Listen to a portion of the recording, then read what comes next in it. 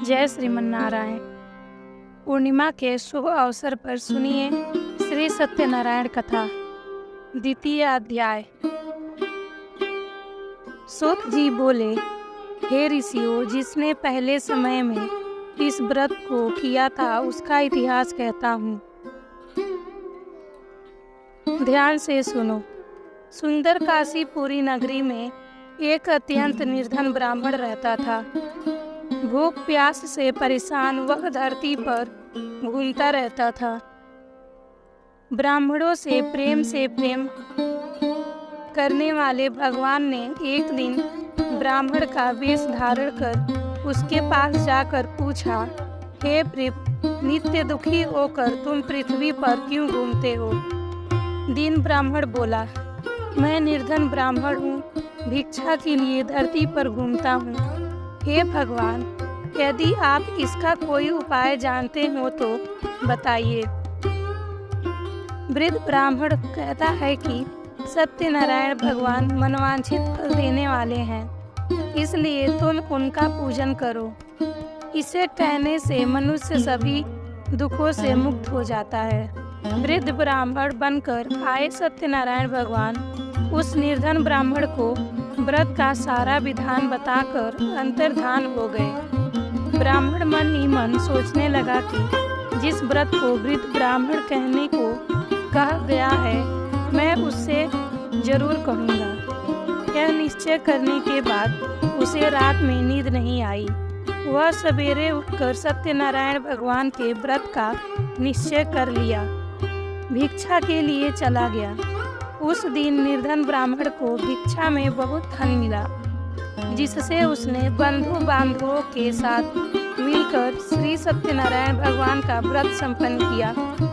भगवान सत्यनारायण का व्रत संपन्न करने के बाद वह निर्धन ब्राह्मण सभी दुखों से छूट गया और अनेक प्रकार की संपत्तियों से युक्त हो गया। उसी समय से यह ब्राह्मण हर माह इस व्रत को करने लगा।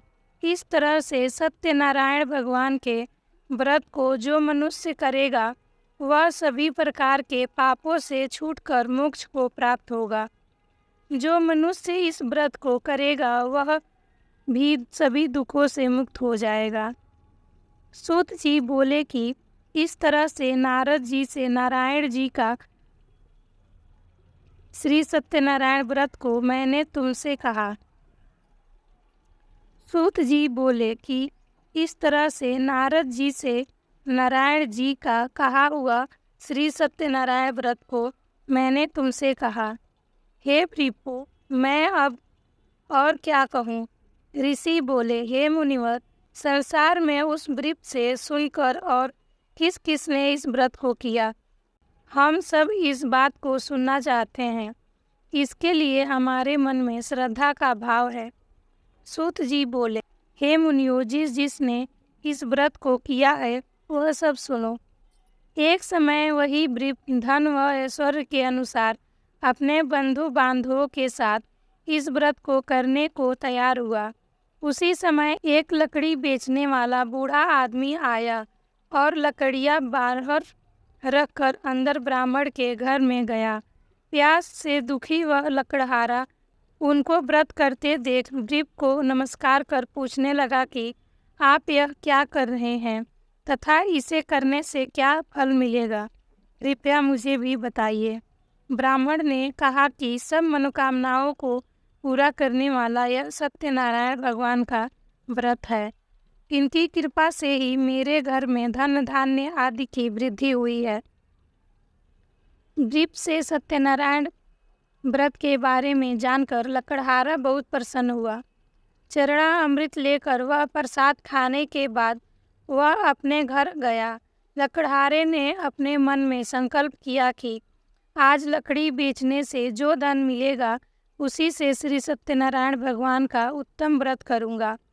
मन में इस विचार को ले बूढ़ा आदमी सिर पर लकड़ियाँ रख उस नगर में बेचने गया जहाँ धनी लोग ज़्यादा रहते थे।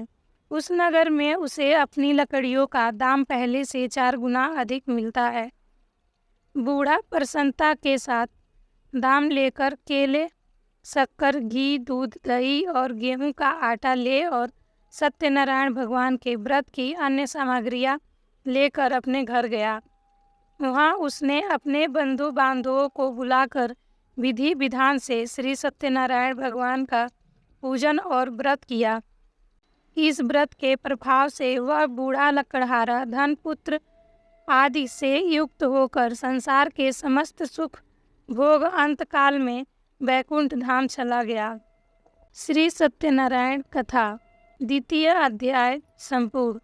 श्रीमन्नारायण नारायण नारायण गजमन नारायण नारायण नारायण श्रीमन्नारायण नारायण नारायण। हमको व्रत करने में ज़्यादा से ज़्यादा हरि भजन करना चाहिए। जय श्रीमन्नारायण का भजन अवश्य करें। जय श्रीमन्नारायण।